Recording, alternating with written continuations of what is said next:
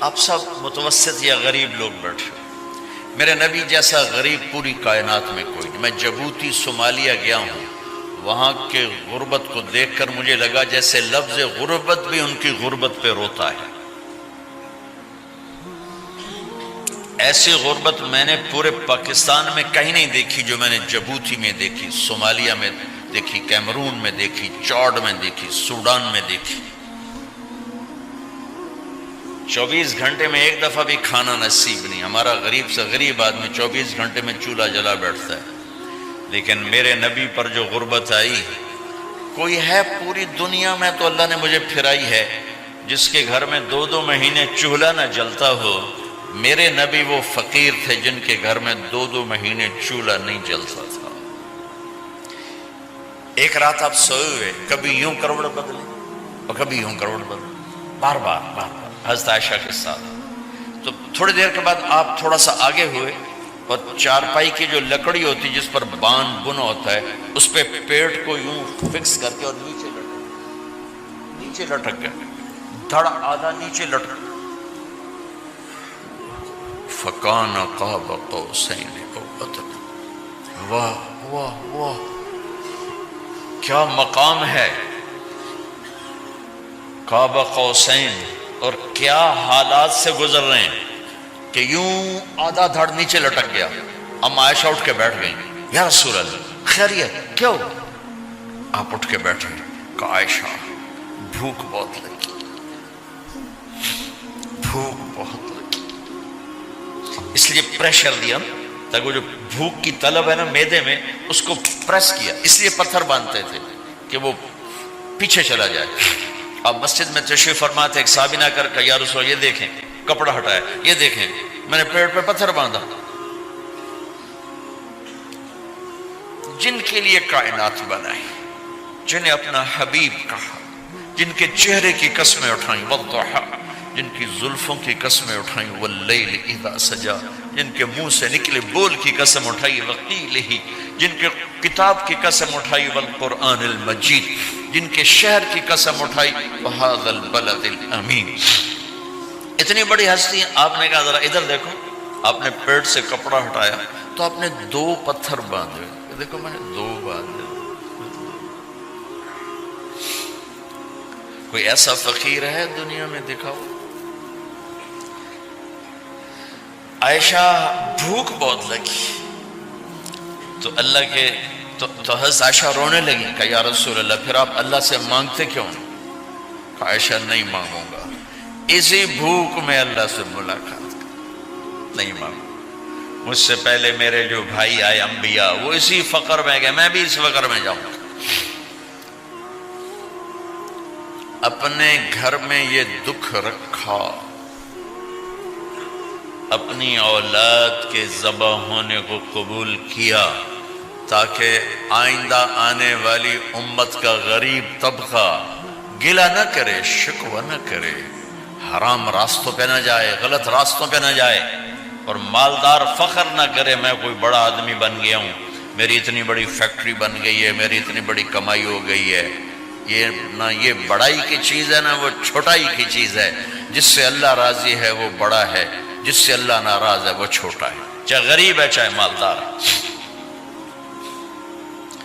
حضرت عائشہ فرماتی ہیں بیٹا 2 مہینے گزر جاتے تھے، ہمارے گھر میں چولہا نہیں جلتا تھا، چولہا نہیں جلتا تھا، 2 ماہ گزر جاتے تھے۔ ایک دفعہ باغ میں تشریف لے گئے، عبداللہ بن عمر آپ کے ساتھ ہیں، صبح کا وقت ہے تو اب کھجوریں گری پڑی، جو ملک نہیں ہوتی نا، کسی کوے نے ٹھونگ ماری، کسی طوطے نے اس کو ایسے ہی وہ اس کو ٹک دیا اپنی اس کے ساتھ چونچ کے ساتھ، تو وہ گر پڑی۔ اب اٹھا کے صاف کر کے کھا رہے تھے اور عبداللہ سے کہہ رہے تھے عبداللہ تو نہیں کھاتا؟ انہوں نے کہا جی مجھے بھوک نہیں ہے۔ آپ نے کہا عبداللہ مجھے بھوک ہے، آج 4تھا دن ہے میں نے کچھ نہیں کھایا، 4تھا دن۔ تمہیں کوئی ہے جس کے ہاں 4 دن فاقہ چلتا ہو؟ آج 4تھا دن ہے میں نے کچھ نہیں کھایا۔ ہمارے دسترخوان پہ کتنا کھانا اٹھا کے کوڑے کے ڈھیر میں جاتا ہے، آج 4 دن گزر چکے ہیں میں نے کچھ نہیں کھایا۔ هذه صبح رابعة ما ذقت شيئا، آج چوتھی صبح میرے اوپر طلوع ہوئی ہے، ایک لقمہ نہیں کھایا۔ آپ مسجد میں بیٹھے تھے، کعب بن عجرہ آئے تو آپ کو دیکھ کر ایسے کہنے لگے یا رسول اللہ مالی اراکا متغیر اللون، یا رسول اللہ آپ کا چاند سا چہرہ چمکتا آج مرجھایا ہوا کیوں نظر آ رہا ہے؟ تو آپ نے یوں دیکھ اپنے پیٹ پہ یوں انگلی رکھ کر کہا ما دخل جوفی ما يدخل جوف ذاتکم منذ ثلاث، کہا آج 3 دن گزر چکے ہیں، پیٹ میں ایک روٹی کا ذرہ داخل نہیں ہوا، ذرہ، لقمہ نہیں ذرہ، روٹی کا ایک ذرہ پیٹ میں داخل نہیں ہوا۔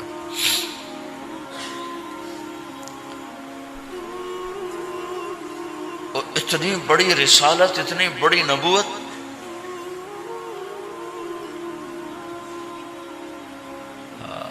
اپنی امت کے غریبوں کی تسلی کے لیے اور اپنی امت کے مالداروں کو سبق دینے کے لیے کہ اللہ رزق دے تو اپنی حیثیت نہ بھولو، اور اللہ نہ دے تو اپنے حبیب کی قربانی نہ بھولو۔ انہوں نے تو جان بوجھ کے یہ کیا، جان بوجھ کے، یہ نہیں کہ آپ کو کوئی تنگی اللہ کی طرف سے، جان بوجھ کے۔ اور سارے گھر کا یہ حال ہے۔ حضرت فاطمہ رضی اللہ تعالیٰ عنہ سے ملنے گئے، کہا بیٹے میں اندر آ جاؤں، میرے ساتھ عمران بھی ہیں، ایک صحابی تھے عرب سردار، میرے ساتھ عمران بھی ہیں۔ کہا ابا جان میرے گھر میں اتنی چادر نہیں کہ اپنے آپ کو چھپا سکوں، پردہ کرنے کے لیے میرے پاس چادر کوئی نہیں، تو آپ نے اپنی چادر اندر دے دی، کیسے پردہ کرنا، تو لپیٹ لی۔ اب اندر آئے تو آپ نے پوچھا میں نے سنا تھا تو بیمار ہے، میں تیرا حال پوچھنے آیا ہوں۔ تو باپ کو دیکھ کے آنسو نکل آئے کہ یا رسول اللہ بیماری بھی ہے اور بھوک بھی ہے، دونوں ہی ہیں، صرف بیماری نہیں بھوک بھی ہے۔ بڑے بڑے مصیبتوں سے لڑ جانے والے ماتھے پہ کبھی بل نہ آیا۔ بیٹی کے آنسوں نے پگھلا بھی دیا اور رلا بھی دیا، آپ بھی رو پڑے، آپ بھی رو پڑے۔ پھر کہا میری بیٹی نہ رو، والذی بعث اباک بالحق ما ذقت من 3 ایام طواقا، آج 3 دن ہے میں نے ایک لقمہ نہیں کھایا، میں تیرے ساتھ۔ اور میری بیٹی میں تمہیں بتاؤں، میرے رب نے مجھے کہا تھا میرے حبیب اگر آپ چاہیں تو احد پہاڑ سونا بنا دو، 10 میل لمبا چوڑا ہے احد پہاڑ، 10 میل، میں احد پہاڑ سونا بنا دوں آپ کی خدمت میں پیش کروں؟ تو میں نے کہا نہیں یا اللہ مجھے نہیں چاہیے، میں ایک دن بھوکا رہوں گا، ایک دن کھانا کھاؤں گا۔ پھر فرمایا بیٹی کیا تجھے یہ عزت کافی نہیں ہے کہ اللہ نے تجھے جنت کی عورتوں کا سردار بنا دیا؟ یہ سرداری سونے چاندی میں تل کے نہیں ملی، ہوئے ہوئے ہوئے قربان جاؤ۔ بھائیو اب سب ماشاءاللہ نوجوان نظر آ رہے ہو، تھوڑا وقت نکال کے اگر آپ پڑھے ہوئے ہو اپنے نبی کی زندگی پڑھا کرو، اپنے نبی کی زندگی پڑھا کرو، بڑا ایمان بھی بنے گا، حوصلہ بھی ملے گا۔ آپ حسن حسین کو کہتے تھے میری آنکھوں کی ٹھنڈک، میرے جگر کے ٹکڑے، میرے سینے کی ٹھنڈک، میرے لاڈلے، جنت کے چاند، جنت کے سردار، میرے 2 پھول، یہ سارے الفاظ حسن حسین کے لیے ہیں۔ اور ان کے بھوک کی وجہ سے رونے کی آواز سنتے تھے اور تڑپتے تھے، لیکن روٹی نہیں مانگی ان کے لیے، روٹی نہیں مانگی، کہ اپنی امت کے غریبوں کو تسلی دینی تھی کہ اگر میں فقیر بن کے جا رہا ہوں تو تمہارے اوپر بھی امتحان ہے، چند دن برداشت کرو۔ آپ نے فرمایا سب سے پہلے میں جنت میں داخل ہوں گا، سارے نبیوں پر جنت حرام ہے جب تک میں نہ چلا جاؤں، اور ساری امتوں پر جنت حرام ہے جب تک میری امت نہ چلی جائے، سب سے پہلے میں جنت میں داخل ہوں گا۔ وما یا فقراء المؤمنین، اور میرے ساتھ میری امت کے غریب لوگوں، میرے ساتھ میری امت کے غریب لوگ میرے ساتھ پہلے داخل ہوں گے۔ حضرت فاطمہ کے گھر میں فاقہ حد سے بڑھ گیا تو حضرت علی نے فرمایا کہ جاؤ اللہ کے نبی سے کچھ تو مانگ کے آؤ، کچھ تو پیٹ میں جائے۔ زندگی میں کبھی ایسا موقع نہیں آیا، یہ ایک دفعہ اتنا فاقہ آیا کہ حضرت علی جیسی ہستی نے بھی کہا جاؤ۔ تو آپ تشریف لائیں اور دروازے پہ دستک دی تو اتنا پیار تھا. جب حضرت فاطمہ گھر میں داخل ہوتی، اللہ نے ہمیں اولاد کے ساتھ کیا سلوک کرنا ہے اللہ نے ہمیں اپنے نبی سے یہ بھی سکھایا. حضرت فاطمہ جب بھی گھر میں آتی، اور ساتھ ہی تو گھر تھا، دیوار سے دیوار ملی تھی، روز کا آنا جانا تھا، تو میرے نبی بیٹھے نہیں رہتے تھے، آؤ فاطمہ کیا حال ہے، کھڑے ہو جاتے اور تیزی سے آگے بڑھتے. دروازے پر ہی حضرت فاطمہ کا ہاتھ پکڑ لیتے، ہاتھ کا بوسہ لیتے، بوسہ لے کر ہاتھ پکڑے پکڑے بیٹی کو چارپائی پہ پہلے بٹھاتے، اس کے بعد خود بیٹھتے تھے. اکرموا اولادکم، میرے نبی نے کہا اولاد کو عزت دو، پھر وہ تمہیں عزت دیں گے. ہمارے ماحول میں اکثر ماں باپ نے اولاد پہ ڈنڈا ہی اٹھایا ہوتا ہے، پھر ان میں بغاوت پیدا ہو جاتی، پھر کہتے ہیں اولاد نافرمان. آپ نے دستک دی تو کہنے لگے یہ تو فاطمہ کی دستک ہے، خیر تو ہے، پہلے تو کبھی اس وقت میں آئی نہیں. تو آپ نے ام ایمن سے کہا دروازہ کھولو. ام ایمن نے دروازہ کھولا تو آپ نے استقبال کیا، بٹھایا، پوچھا بیٹی کیا ہوا، اس وقت میں کیسے آئیں؟ کہ یا رسول اللہ بہت فقر ہے، بہت بھوک ہے، آپ کے پاس سنا کچھ مال آیا ہے، کچھ ہمیں بھی دے دیا جائے. اتنی صابر بیٹی زندگی میں ایک دفعہ بھوک کی شکایت لے کر آئیں، اور آگے باپ نے پھر پیپر لے لیا، پھر امتحان میں ڈال دیا. آپ نے کہا بیٹی میرے پاس 5 بکریاں کھڑی ہیں، دے دوں یا 5 دعائیں سکھا دوں؟ یہ بھی کوئی کتنا سخت موقع تھا، کتنا سخت موقع ہے کہ صبر کا پہاڑ بیٹی اتنی مجبور ہو کر آتی ہیں کہ یا رسول اللہ برا حال.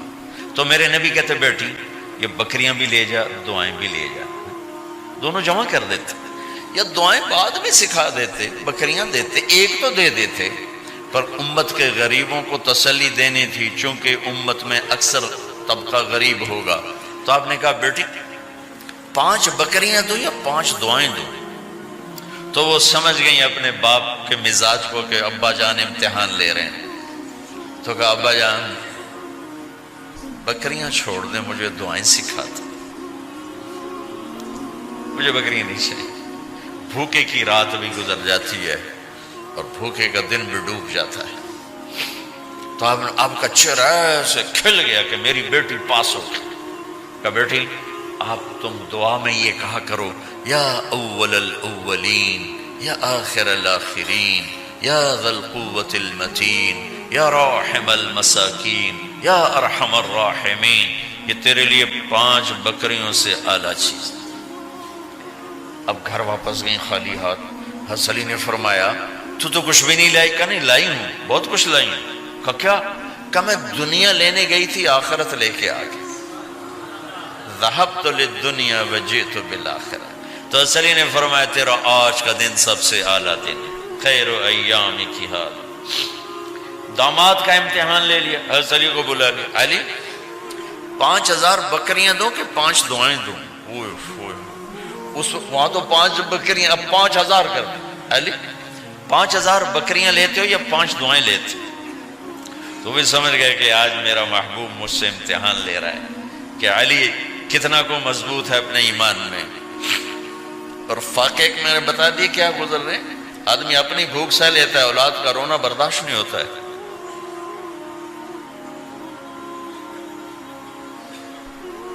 علی 5 دعائیں دوں کہ 5000 بکریاں؟ حضرت علی نے عرض کی یا رسول اللہ دعائیں سکھا دیں، بکریاں نہیں چاہیے.